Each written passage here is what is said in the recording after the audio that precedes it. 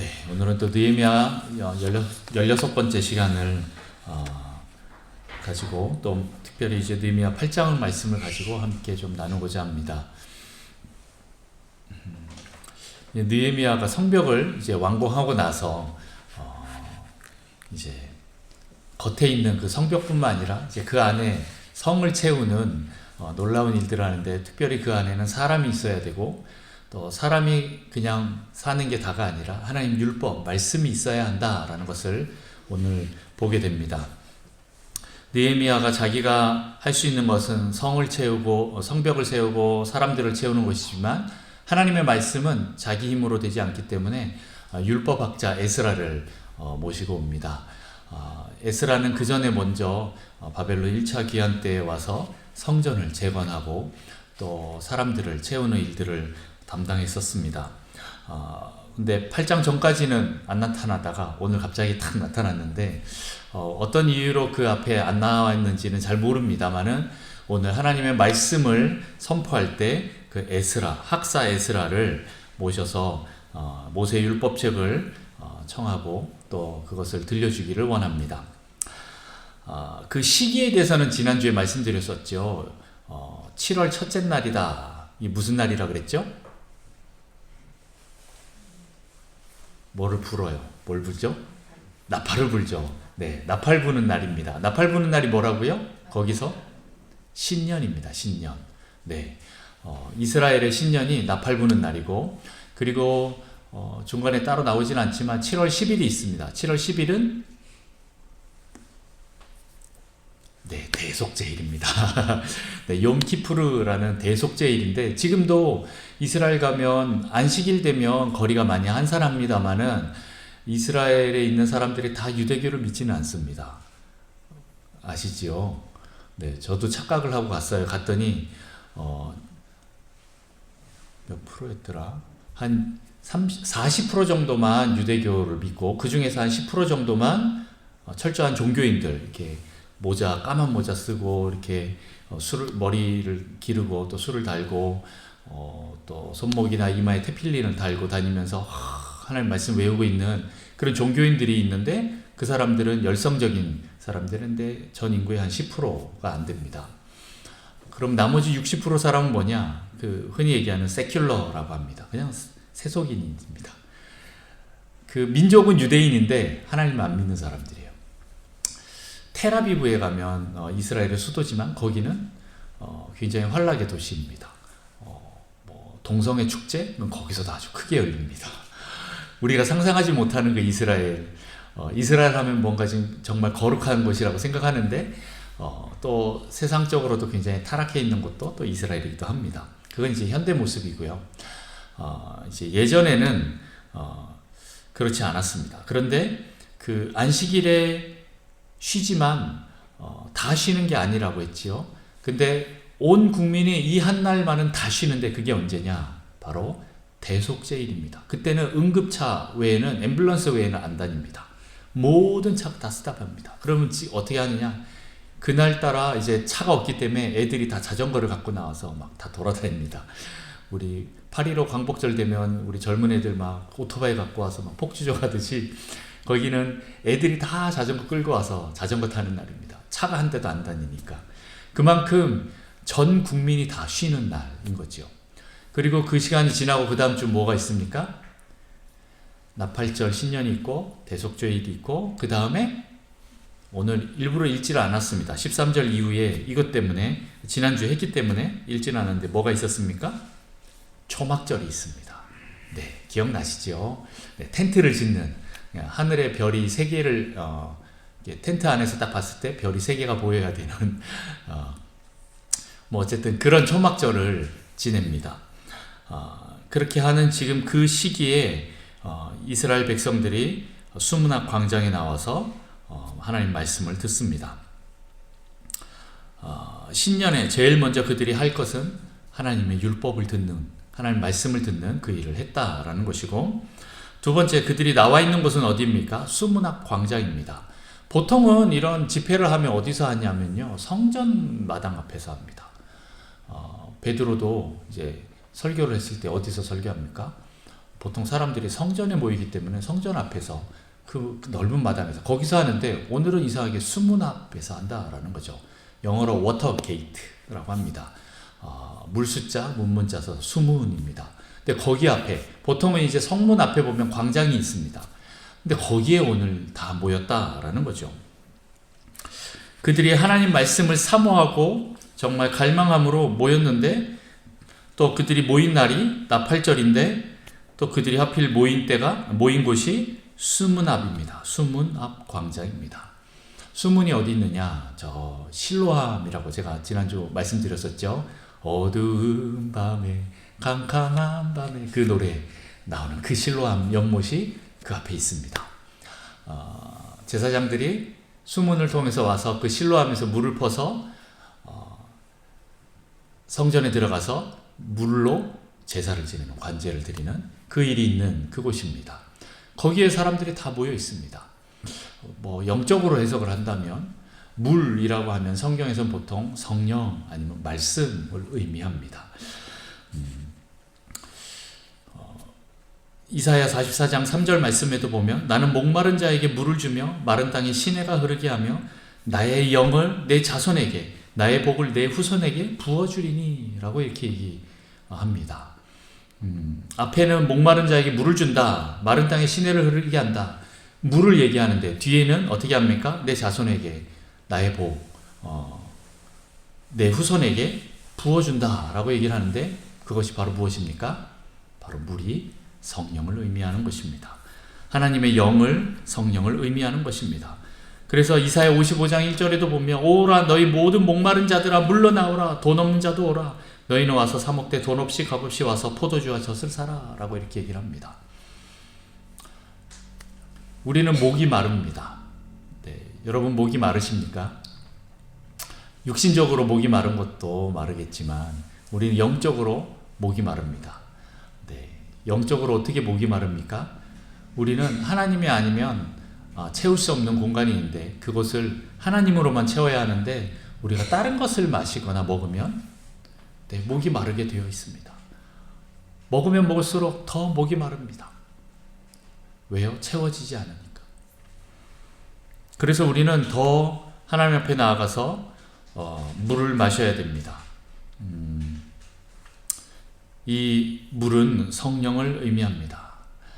예수님도 그 요한복음 7장에 보면, 명절 끝날 곧 큰 날에 예수께서 서서 외쳐 이르시되 누구든지 목마르거든 내게로 와서 마시라. 나를 믿는 자는 성경의 이름 같이 그 배에서 생수의 강이 흘러나오리라 하시니, 이는 그를 믿는 자들이 받을 성령을 가리켜 말씀하신 것이라.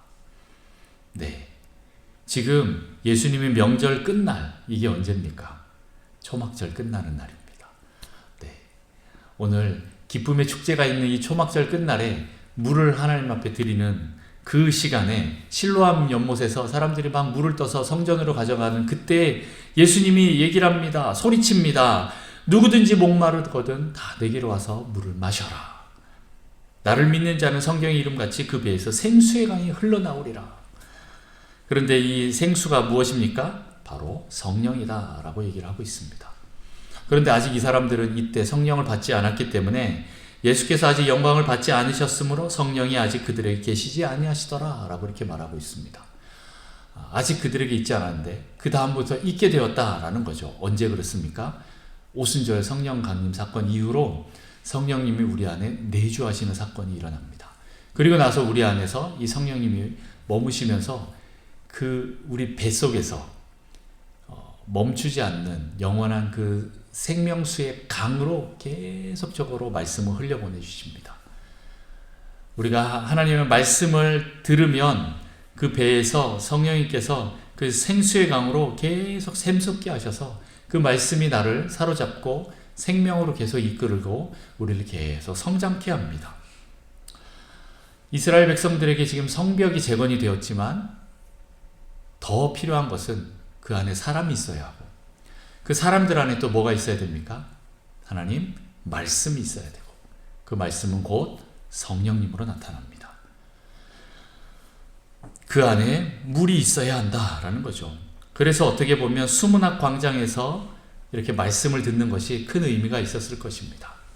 물론 이제 학자들은 하나님의 말씀이 우리의 현실 그 삶 속에서 적용점으로 내려왔다라고 표현을 합니다. 말이 조금 어렵죠. 네. 그 하나님 말씀이 그냥 성전 안에 머무는 게 아니라 우리 현실 속에서 계속 일어나고 적용되어야 한다는 의미로 수문학 광장에서 선포했다라는 그런 의미로도 해석을 합니다. 자, 어쨌든 거기에 에스라가 섭니다. 그런데 그들이 어떻게 있느냐 보면 3절에 수문학 광장에서 새벽부터 정오까지라고 또 시간이 나옵니다. 그들이 아침 일찍 나옵니다. 언제요? 새벽부터 나옵니다. 해가 뜨면 그때 나오는 거죠. 해가 뜰 때, 일단 새벽이니까 뜨기 직전이겠죠. 그때 나와서 해 뜰 때 이미 다 나와 있었다라는 겁니다. 정오는 몇 시입니까? 12시입니다. 제 생각에는 한 6시간 정도를 하나님 말씀을 들었다라는 것입니다. 엄청난 거죠. 그런데 남자나 여자나 알아들을 만한 모든 사람 앞에서 읽었다라고 얘기를 하는 것입니다. 이 말씀을 듣는 사람들은 남자나 여자나 상관없습니다. 실은 보통 성경에서는 여자들을 잘 언급하지 않습니다. 그런데 오늘 성경 말씀을 들을 때 여자도 상관없다라고 얘기를 하는데, 더 나아가서 알아들을 만한 모든 사람이라고 하면 말하지 못하는 아기들 빼고 다라는 겁니다.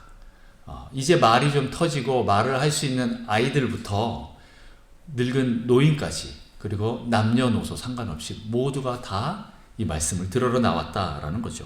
다시 말해서 이 말씀을 들을 사람은 제한되지 않는다라는 거예요. 모든 사람이 다 들어야 한다라는 겁니다. 모든 사람에게 다 필요합니다. 그리고 쉬지 않고 그 말씀을 전하는 것을 듣고 그들이 그 앞에서 부흥을 경험하게 됩니다. 오늘 느헤미야 8장, 9장, 10장은 굉장히 부흥에서 굉장히 중요한 장이다라고 말씀드렸었죠. 이 느헤미야 이 수문학 광장의 부흥이 어떻게 됩니까? 예수님의 재림까지 연결이 되고, 예수님의 재림과 또 오순절 그 성령 강림이 어떻게 됩니까? 지금 우리에게까지 연결이 되는 것처럼 굉장히 중요한 부흥의 시간이었다라는 것을 기억하십시오. 그런데 그 부흥의 시간이 무엇으로부터 시작됩니까? 말씀으로부터 시작된다라는 겁니다. 다른 어떤 것이 아닙니다. 물론 그들이 앞에 와서 이제 하나님을 경배하고 찬양하는 일들도 있지만, 더 중요한 것은 말씀을 받을 때 하나님을 그렇게 경배하는 모습이 나옵니다.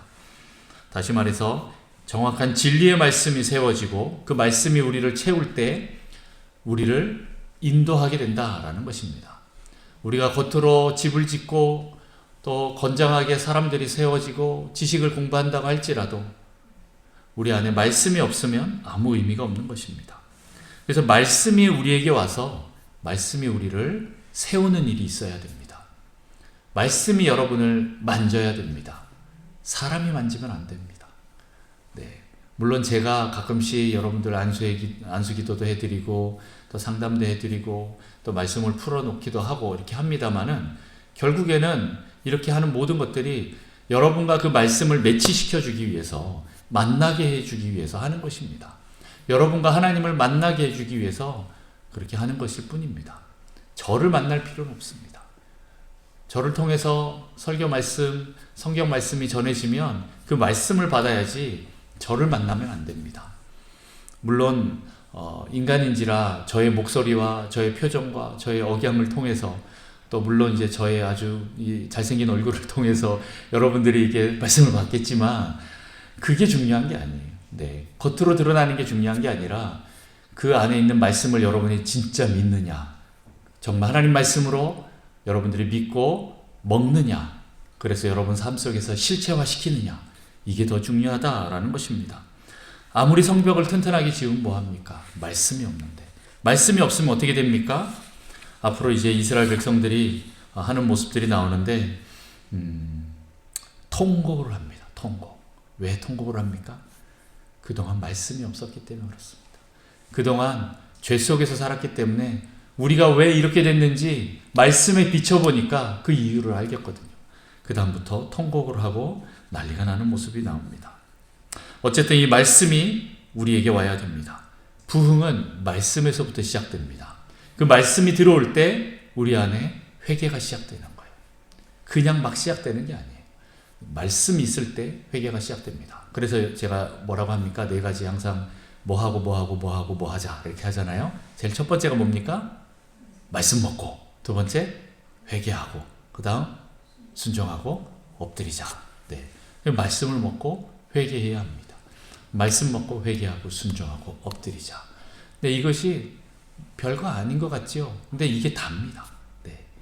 이게 우리의 부흥의 출발이고 시작이고 또 끝입니다. 오늘 백성들이 그렇게 말씀을 갈망함으로 사모함으로 새벽부터 나와서 아기들까지 할아버지 할머니들까지 다 나와서 그 하나님 말씀 앞에 섭니다.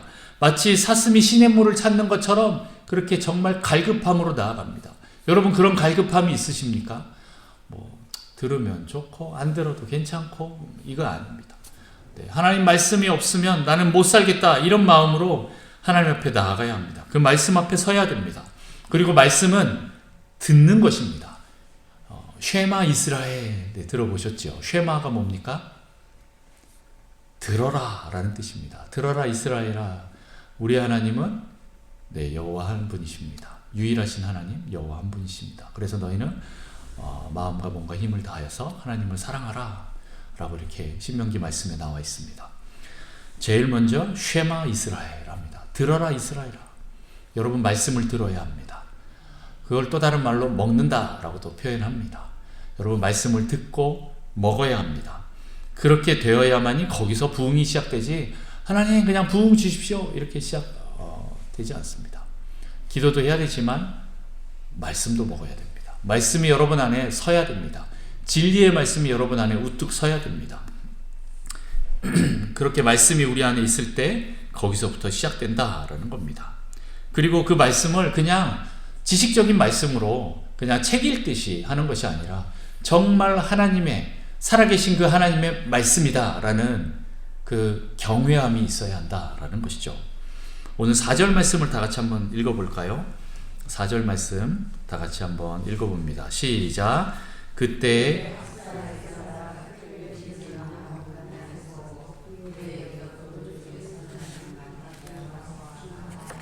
네, 아멘. 네, 거기까지만 읽겠습니다. 네, 그때 학사 에스라가 특별히 지은 나무 강단에 서고 그의 곁에 오른쪽에 선 자는 하면서 쭉 사람들이 나옵니다. 이 사람들은 어떤 사람인지 정확히 직분은 안 나와 있습니다. 그리고 또 뒤에 보면 또 나옵니다. 그 사람들은 아마 레위인인 것 같습니다. 어쨌든 학사 에스라 옆에 레위 사람들이 섰던 것 같습니다. 그리고 이제 5절입니다. 5절은 제가 했습니다. 에스라가 모든 백성 위에 서서 그들 목전에 책을 펴니 책을 펼 때 모든 백성이 일어서니라 라고 이렇게 말합니다. 네, 모든 백성 위에 서서 그들의 목전에서 책을 폈습니다. 실은 엄밀히 말하면 그 당시엔 책이 아니고 두루마리입니다. 네, 두루마리를 쫙 피니까 어떻게 합니까? 백성들이 다 일어섭니다. 일어선다라는 것은 어떤 의미일까요? 네, 바로 극도의 경외감을 말하는 것입니다. 하나님 말씀에 대해서 경외감으로 일어서는 겁니다. 우리 가끔씩 이제 뭐 핸델의 메시아 이런 거 할 때 막 사람들 다 일어서서 기립하잖아요. 아니면 어떤 좋은 강연을 듣거나 어떤 연주를 듣거나 하면 기립박수를 참 많이 합니다. 그런 것처럼 무언가 감동이 되거나 할 때 일어섭니다. 근데 오늘 그 말씀이 딱 펴지는 그 순간 백성들이 그냥 앉아서 들을 수 없는 거예요. 다 일어서는 겁니다. 제 생각에는 아마 새벽 6시부터 난 12시까지 서 있었을 것 같습니다. 왜요? 하나님 말씀 선포되는데 앉아서 들을 수가 없는 거예요. 여러분 지금 다 앉아 계시죠? 일어서셔야 되는 거 아닙니까? 네. 그만큼 이스라엘 백성들은 그 하나님 말씀에 대한 갈망과 경외감이 있었고 그 말씀에 대해서 듣는 것입니다. 그들이 그 말씀을 듣자마자 그 다음에 바로 했던 게 또 뭐냐면 초막절을 바로 지켜요. 이제 바로 절기가 오는 걸 알고 야, 말씀에는 초막절이 나오는데 우리 초막절 지키자고 초막절을 지킵니다. 말씀을 제대로 들은 사람은요 바로 삶으로 나오게 되어 있는 거예요. 그렇게 살게 되어 있는 거예요. 그렇게 오늘 그들이 하나님 말씀을 경외하고 정말 갈망했기 때문에 이 말씀을 먹자마자 바로 삶으로 튀어나옵니다. 그런 수준까지 우리는 가야 되고, 그렇게 우리가 말씀을 들을 때 우리 안에 삶의 변화가 일어나서 우리가 쑥쑥쑥쑥 성장하게 되는 것입니다.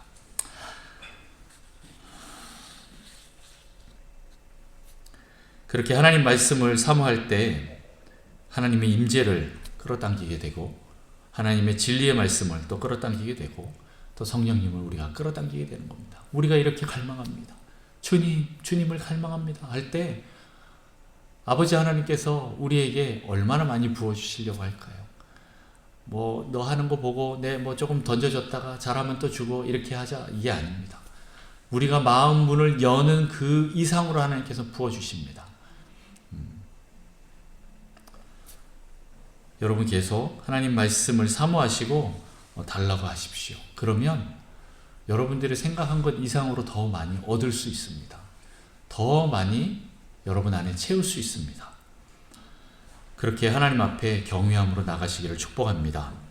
그 일들이 있었을 때 또 부흥이 계속 일어나는 것을 봅니다. 6절에 에스라가 위대하신 하나님 여호와를 송축하며, 내 말씀을 펴놓고 모든 백성이 일어나니까 말씀을 읽기 전에 먼저 하나님을 송축합니다. 경배합니다. 찬양합니다. 모든 백성이 손을 들고 아멘 아멘 하고 응답하고 몸을 굽혀 얼굴을 땅에 대고 여호와께 경배하니라 하면서 하나님을 찬양하고 경배하는 그 모습을 보입니다. 말씀을 읽으려고 할 때 사람들이 그렇게 표현하는 거예요. 이 내적인 갈망이 외적인 경배로 표현되는 것입니다. 진짜 아멘 아멘 하고 외치는 것입니다. 그렇게 하나님 말씀에 반응하는 모습이 나와 있다라는 것입니다. 그렇게 하나님께 우리는 반응해야 합니다. 말씀에 대해서는 전인적으로 반응해야 됩니다. 나의 지, 정, 의 뿐만 아니라 심지어는 하나님 나의 무의식까지도 하나님 말씀에 반응할 수 있도록 도와주십시오. 그렇게 우리는 계속 기도하면서 나가야 됩니다. 갈망하고 경외하고 전인적인 반응, 이것들이 일어나야 됩니다. 그리고 이제 7절에 레위 사람들이 쭉 나오는데, 레위 사람들은 백성이 제자리에 서 있는 동안 그들에게 율법을 깨닫게 하였는데, 8절 하나님의 율법책을 낭독하고 그 뜻을 해석하여 백성에게 그 낭독하는 것을 다 깨닫게 하니라고 이렇게 말씀합니다. 레위인들이 율법을 깨닫게 합니다. 무슨 말일까요? 네. 학사 에스라가 말씀을 낭독하면 실은 그 사람들이 지금 바벨론의 포로로 잡혀갔다가 다시 돌아왔는데 히브리 말을 많이 잊어버렸어요. 그게 가능할까요? 왜 그런 거예요? 이 당시 썼던 말이 뭐냐? 예수님 당시에 썼던 그 말이 뭐냐 하면 히브리어가 아니라 아람어를 썼습니다.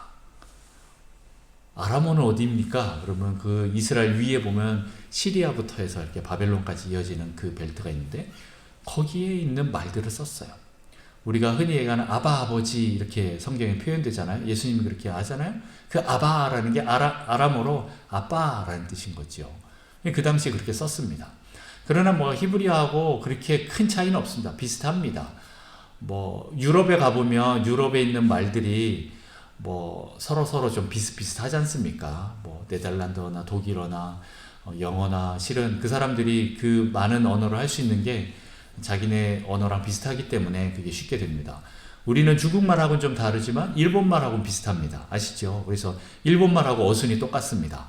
그래서 우리나라 사람이나 일본 사람이나 서로 언어를 배우는 건 서로가 좀 쉽습니다. 그것처럼 그런 거죠. 근데 아람어를 쓰고 있는 그 사람들에게 지금 정말 오랜만에 히브리어로 율법을 말씀을 읽어주니까 사람들이 잘 모르기도 하는 거예요. 그래서 그 말씀들을 원어적으로 풀어주는 거예요. 해석해주는 거죠. 낭독하고 해석하고 그 다음에 깨닫는 일들이 일어난다라는 겁니다. 에스라가 말씀을 선포했는데 사람들이 못 알아듣는 거예요. 왜요? 다 아람어를 쓰고 히브리어를 너무 오랜만에 들어보니까. 아마 할아버지 할머니들은 좀 알 수 있었을 것 같은데 그 밑에 있는 다음 세대들은, 어린 세대들은 모르는 거예요. 그러니까 레위인들이 그들의 말로 해석을 해줍니다. 해석이라는 것은 우리가 성경 해석한다 얘기를 하잖아요. 성경 공부해야 된다라고 하는 이유가 뭐냐면 이런 그 당시에 텍스트가 있는데 지금 우리는 이 상황, 컨텍스트에 살고 있는데 달라요. 모세가 BC 1500년경에 구약 성경을 만들었다고 치면 지금 우리 몇 년이 지난 거죠? 2500년이 지난 3000년 전에 그 말씀인 거예요. 그 3000년 전에 그 말씀이 진리기 때문에 변함이 없지만 그 당시에 썼던 언어와 그 문화의 그 문법 양식들과 이런 것들이 우리랑은 조금 안 맞죠. 그래서 뭔가 조금 어색해요. 히브리어로 봐도 이게 뭔 말인지 모르죠. 그리고 성경은 히브리어로 기록이 되어 있잖아요. 신약은 헬라어로 기록이 되어 있어요. 헬라어는 2000년 전에 기록됐다 하더라도 벌써 2000년이라는 세월이 있는 거죠. 그럼 이것을 어떻게 하느냐? 지금 이것을 해석을 해서 우리 상황에 맞게 적용을 해야 되는 것이 필요합니다. 그래서 이제 목사님들이 설교하는 그것들이 딴 게 아니라 여러분 그냥 하나님 말씀 날 것으로 먹으면 되는데 이게 잘 소화가 안 되잖아요. 이게 뭔지 잘 모르잖아요. 그러니까 제가 칼로 이렇게 잘라서 등분을 내주고 안 되면 잘 모르겠으니까 예화 같은 걸로 막 이렇게 양념 쳐주고 어떤 건 불에 굽고 어떤 거는 삶고 이렇게 해갖고 여러분들이 먹을 수 있게 만들어 놓는 거예요. 그러면 여러분들이 제가 이게 이 텍스트를 컨텍스트에 맞게 해석을 해놓으면 여러분들이 또 여러분의 삶 속에서 여러분의 컨텍스트 그 상황 속에 적용을 해야 됩니다. 이 시간들이 좀 작업들이 필요한 거예요. 지금 오늘 학사 에스라가 말씀을 낭독했을 때 중간에 레위 사람들이 그 일을 하는 거예요. 어떻게 보면 지금 목사님들이 설교하듯이 그 말씀을 가지고 해석해서 설교하듯이 그렇게 하는 거죠. 그렇게 하면서 이스라엘 백성들이 그 말씀을 먹게 하는 겁니다. 이 텍스트를 컨텍스트에 맞춰서 적용해야 되는데 근데 이때 주의할 점은 반대로 하면 안 됩니다. 나의 컨텍스트에 그 텍스트를 맞추려고 하면 안 됩니다. 나의 컨텍스트, 나의 상황에 맞추게 이 말씀을 이용하면 안 된다라는 거예요. 어떻게 해야 됩니까? 이 텍스트에 우리를 맞춰야 되는 거예요. 근데 지금 우리는 컨텍스트가 조금 다르기 때문에 이 부분들을 우리가 조율하는 필요가 있는 거지요. 그래서 이제 그 부분들을 적용하는 부분들이 되게 중요한 부분입니다. 여기서 교단이 나눠지고 더 나눠지면 이단이 생기고 막 이러는 거예요. 네, 그래서 여러분들 어쨌든 이 말씀을 듣고 먹으면서 잘 깨달아야 됩니다. 여러분 안에서 잘 진리로 소화시켜서 해석을 해야 한다라는 거죠. 그리고 또 다른 사람들에게 전할 때도 또 그렇게 해줘야 됩니다. 나 중심적으로 하면 안 된다라는 거죠. 오늘 오전 말씀도 또 지난주 말씀도 말씀이 잘 안 믿어지는 이유가 몇 가지가 있는데 그 중에 하나는 뭐라고요? 나 중심적이어서 그렇다라고 했습니다. 여러분이 계속 말씀을 판단하는 것입니다. 칼로 자르는 것입니다. 그러면 안 됩니다. 말씀의 칼이 나를 잘라야 되는데 나의 골수와 나의 관절과 나의 모든 이 뼈와 살에 붙어있는 이 모든 것까지 다 발라내버려야 되는데 다 드러내야 되는데 내가 말씀을 자르려고 하면 안 되는 거죠. 그래서 이 말씀이 풀어져야 됩니다. 저는 이제 총신에 가서 뭐 배웠는지 잘 기억은 안 납니다. 너무 오래됐고 너무 정신없었고 그런데 한 가지 기억나는 것은 우리 교수님들이 계속 얘기하는 게 성경은 원어로 봐라. 원어로 봐라. 원어로 봐라. 계속 그 얘기만 하십니다. 거의 이단들이 원어를 잘못 해석하기 때문에 이단이 생기는 거예요. 원어를 잘 해석해야 됩니다. 어쨌든 그렇다고 해서 제가 또 막 히브리어 헬라어를 잘하는 게 아니에요. 저도 지금 봐도 읽는 것도 힘들어요. 이제 신학교 졸업한 지 얼마 안 되는 우리 송 목사님이나 잘 읽지 저는 읽으라 그러면 안 읽혀요. 네, 특히 히브리어는 모음이 없어요. 이게 원래 자음만 있거든요. 근데 나중에 후대에 점을 찍어갖고 모음을 만들어 놨어요. 그걸 보고 이게 뭐구나 라고 이렇게 하는 거지. 그래서 그 여호와 그 발음도 사라졌다라는 이유가 그거예요. 그렇습니다. 어쨌든 그렇게 읽는 것도 겨우 힘든데 그럼에도 불구하고 저도 계속 원어로 보려고 합니다. 원어로 볼 수 있는 이유는 수많은 학자들이 이미 다 해석을 해놨어요. 잘 해석을 해놨어요. 그래서 그거를 잘 갖다가 우리가 요리를 하는 겁니다. 요리를 해서 여러분 먹어야 됩니다. 자, 어쨌든 진리가 진리되게 해야 됩니다. 자기 목적에 그 나의 원함에 이걸 갖다 끼우는 것이 아닙니다. 하나님 말씀은 말씀대로 우리가 먹고 내가 거기에 맞춰야 되는 것이지, 말씀 보고 내 상황에 좀 잘 해보라고 하면서 이용을 하면 안 되는 거죠.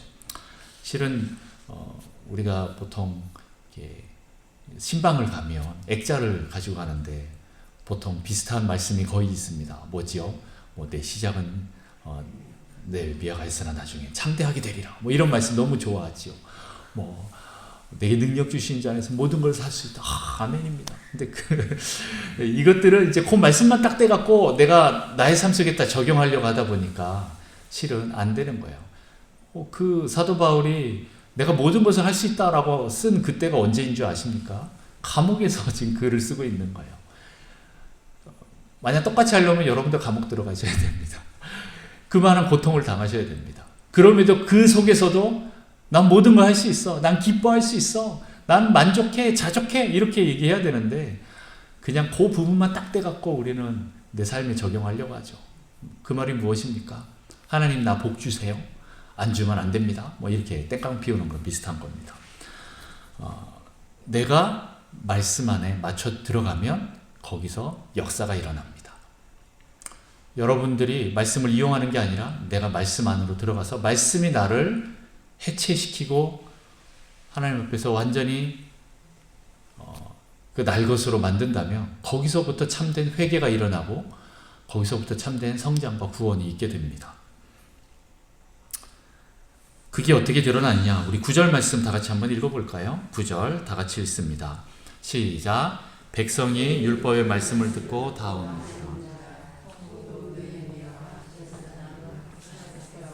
백성을 가르치는 레위 사람들이 모든 백성에게 이르기를 오늘은 너희 하나님 여호와의 성일이니 슬퍼하지 말며 울지 말라 하고. 네, 그 말씀을 들으니까 어떻게 됩니까? 다 우는 거예요. 오늘 제 설교를 듣고 우시는 분은 안 계시지만 네, 학사 에스라가 말씀을 낭독했는데 어떻게 해요? 다 우는 거예요. 백성들이 다 우는 거예요. 그동안 이렇게 하나님의 말씀, 율법을 히브리어로 제대로 들어본 적이 없었던 거예요. 바벨론 포로로 잡혀갔을 때까지 들어본 적이 없는 거고, 또 우리가 그동안 왜 이렇게 고난 속에 있었는지 뒤돌아보니까, 말씀을 보니까 알겠는 거예요. 아, 우리가 죄를 졌구나. 하나님을 떠났었구나. 이게 분명하게 보이는 거예요. 그러니까 어떻게 됩니까? 다 우는 거예요. 진리가 진리될 때 우리의 감정이 같이 움직이게 됩니다. 아, 말씀 좋네. 그래, 저 말씀 진리야. 목사님 말씀 맞아. 라고 끝나면 많이 뭔가 부족한 것 같습니다. 그렇다고 해서 여러분 막 짜내라는 게 아니라 정말 그 말씀이 들어오고 진리가 내 영에 들어오면 나의 감정도 같이 움직이게 되어 있어요. 나의 지성도 같이 움직이면서 하나님께서 이해를 시켜주셔서 내 지성도 아멘 하고 받아들이지만 동시에 내 감정도 같이 이것을 따라서 움직이는 거예요. 아이고야, 내가 죄인이었네. 성령님이 나에게 의와 죄와 그리고 심판에 대해서 말씀하실 때 하나님 내가 죄인입니다 라는 게 빵 터져 나오면서 오호라 나는 공고한 이 죄인입니다. 이 죄에서 누가 나를 건져내겠습니까 하면서 그들이 감정이 빵 터져 나오는 것이 정상적인 반응입니다. 그런데 남자는 울면 안 돼. 참어. 이렇게 하는 거 아닙니다. 네, 저도 원래 잘 안 울었던 사람인데 최근에 이제 저도 갱년기 들어가니까 눈물이 많이 나서 그냥 잘 그러지 않는데, 전 드라마 봐도 잘 안 울거든요. 이렇게 막 어떤 거 보면서 막 드라마 보면서 질질 짜는 여자들 보면 이해가 안 되는데 요즘에 제가 그러고 있어요. 예, 노래를 들어도 막 갑자기 막 눈물이 나고 막 그러고 있는데, 어쨌든 제가 젊을 때는 진짜 안 울었던 사람이에요. 그냥 칼 같고 찔러도 피도 안 나올 것 같은 좀 이렇게 너무 일 중심적이고 막 그랬던 사람인데, 말씀이 한번 들어오니까 울기 시작하는데 감당이 안 되는 거죠. 여러분 다 그런 시간 통과하셨지요. 예전에 아마 다 하셨겠지만 또 우리에게 또 그런 하나님 말씀의 그런 영적인 감정들이 계속 일어나기를 여러분 구하시고 또 우리의 전인적으로 이 모든 것들이 반응될 수 있도록 여러분 계속 하나님 앞에 좀 나가셨으면 좋겠습니다. 하나님 말씀이 오면 감정도 같이 올라야 됩니다. 반대로 여러분 영적 전쟁할 때도 마찬가지입니다.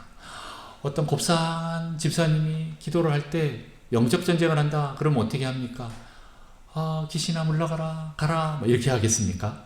진짜 영적 전쟁하면 말이 걸어져야 됩니다.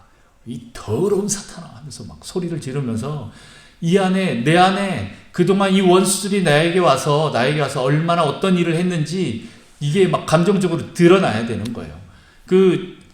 영적으로 그것들이 보이니까 내 감정도 같이 살아서 움직이면서 같이 전쟁하는 거예요. 그리고 사람들 앞에서는 또 웃으면서 미소를 지으면서 예 이렇게 조신하게 가겠지요. 그러나 원수들한테는 그렇게 할 수가 없는 거죠. 원수들한테는 그동안 내가 뺏긴 게 얼마나 억울한지 이게 다 쏟아져 나와야 됩니다. 우리 기도 속에서 그게 쏟아져 나와야 돼요. 또 저희 사모 얘기를 또 해야 돼서 그렇긴 한데, 저희 사모님도 사모도 이제 저하고 같이 이제 힘들고 어려운 시간들을 보낼 때 어떤 한 교회에서 24시간 기도하는 그 교회에서 가서 엎드렸던 적이 있어요. 근데 저희 사모 너무 힘든 걸 알고 저도 옆에서 같이 기도하고 그러고 있었는데 갑자기 저희 사모가 막 괴성을 막 지르면서 대굴대굴 구르는 거예요. 야 드디어 터졌다 어떡하냐. 저는 그러면서 되게 걱정을 했는데 한참 그렇게 몇 시간을 대성통곡을 하면서 소리를 지르면서 기도를 하더니 벌떡 일어나서 집에 아주 씩씩하게 걸어가는 거예요. 깜짝 놀랐어요. 나중에 얘기하는 걸 들었는데 자기가 기도하는 순간, 뭐 이거는 그냥 개인적인 간증이니까 그냥 여러분 개인적인 그걸로 들으십시오. 기도하는 순간 이게 꿈인지 생신지 갑자기 하나님께서 자기의 영혼을 싹 빼서 올라가신 듯한 느낌이 있어요. 자기가 갑자기 순식간에 하늘 위로 쓱 올라가는 느낌이 들었는데 그 높은 곳에서 자기를 봤어요. 그리고 자기의 집안을 봤어요. 그랬더니 원수들이 얼마나 그동안 우리 가정에게 해를 끼치고 악을 끼치고 장난을 치고 공격을 했는지가 눈에 보이더라는 거예요. 우리가 왜 이렇게 힘들게 어렵게 이런 시간들이 있었는지 그게 보이더라는 거예요. 그래서 이 억울함이 이제 그게 보이니까 하나님 보좌 앞에서 너무 편하고 좋은데 동시에 같이 영적 전쟁하는 기도가 올라왔대요. 제가 그 겉모습만 본 거죠. 막 괴성을 지르면서 디굴디굴 하는 걸 봤지요. 물론 이제 자신의 그런 어떤 죄악이나 아니면 가정에 대한 죄악들도 있었겠지만 그 원수에 대한 그런 분노도 같이 감정들이 올라오는 거지요. 자, 어쨌든 우리가 영적인 눈이 띄어지면요, 감정도 같이 그렇게 정확하게 움직입니다. 오늘 사람들이 다 우니까 어떻게 합니까? 느헤미야하고 또 제사장 겸 학사 에스라가 백성을 가르치는 레위 사람들이 이런 사람들이 다 얘기를 합니다. 야, 오늘 울지 마, 슬퍼하지 마. 오늘 하나님의 성일이야. 이렇게 얘기를 하는 겁니다. 그리고 10절부터 보면 느헤미야가 또 그들에게 이르기를 너희는 가서 살찐 것을 먹고 단 것을 마시되 준비하지 못한 자에게는 나누어 주라. 이날은 우리 주의 성일이니 근심하지 말라. 여호와로 인하여 기뻐하는 것이 너희의 힘이니라. 이렇게 말씀을 하는 거예요. 그러니까 사람들이 다 정숙하고 레위 사람들이 이게 정숙하고 이제 조용히 하고 근심하지 마라. 오늘 성일이다. 그러니까 백성들이 다 가서 먹고 마시고 또 나누어 줘요. 실은 그날 음식이 준비되어 있었던 사람도 있었겠지만 아닌 사람도 있고 부자도 있겠지만 가난한 자도 있습니다. 그런데 오늘 그들에게 다 이것을 나눠주는 거예요. 자기네만 즐거워하는 게 아니고 단 것, 살찐 것 이런 것을 다 나눠주면서 한 사람도 빠짐없이 다 잔치로 들어가는 거죠. 그렇게 해서 즐거워하고 그 말씀에 반응하는 모습이 나오는 거죠.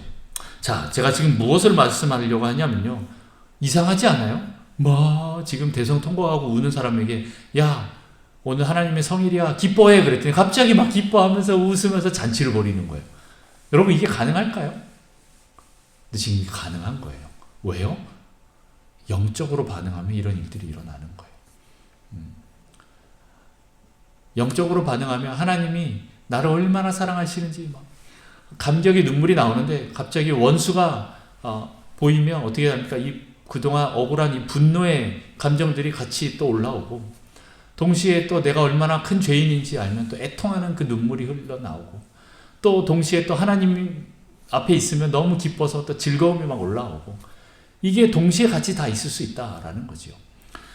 그러면서 그 영이 진리에 반응하는데 감정도 같이 그렇게 반응하는 거죠. 야, 너희들 기뻐해라. 그러니까 울다가도 같이 기뻐하는 겁니다. 이게 가능하다라는 거예요. 그 말씀을 저항하지 않는 거예요. 말씀이 내게 들어와서 내 죄가 무엇인지 보게 하니까 이 회개, 통곡의 눈물들이 쏟아져 나오지만 동시에 기뻐해라 그러니까 또 기쁨이 막 또 그렇게 반응하는 거예요. 거기에 순종하는 거예요. 그 말씀을 저항하지 않는 거예요. 전인격적으로 움직이는 거죠. 근데 실은 이때가 성일인데 언제예요? 나팔절이잖아요. 신명기도 보면 나팔절은 신년이기 때문에 기뻐하라 라는 말이 있어요. 그렇기 때문에 진짜 그때 기뻐하라 라고 한 거예요. 야, 오늘 성일이야. 나팔절이야. 오늘 울면 안 돼. 기뻐해야 되는 날이야. 그러니까 사람들이 막 울다가도 웃고 잔치를 하는 거죠. 네, 그 일들이 일어나는 겁니다. 자, 이게 부흥의 역사입니다. 부흥의 역사. 하나님 말씀을 제어하지 않고 하나님 말씀을 있는 그대로 사모하고 경외함으로 받아들일 때 그 말씀이 내 안에 들어와서 온전히 나를 하나님 원하시는 모습으로 완전히 바꾸는, 새 사람으로 바꾸는 그 역사들이 일어난다라는 것입니다. 그렇게 할 때 이스라엘에 큰 부흥이 있었습니다.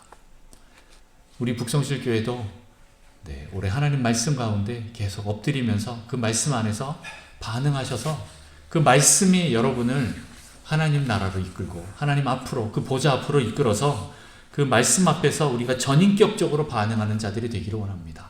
회개할 때 회개하고, 슬퍼할 때 슬퍼하고, 또 분노할 땐 분노하고, 또 하나님 앞에서는 또 기뻐할 땐 또 기뻐할 수 있는, 또 평강할 땐, 평안하라 할 때는 또 평안하게 되는, 또 나의 환경은 그렇지 않지만 감사하라고 하면 또 감사할 수 있는 그런 부흥이 있기를 원합니다. 2025년에 우리 북성실교회 이 말씀의 부흥, 전인격적으로 우리가 다 반응하는 그런 부흥의 해가 되기를 축복합니다.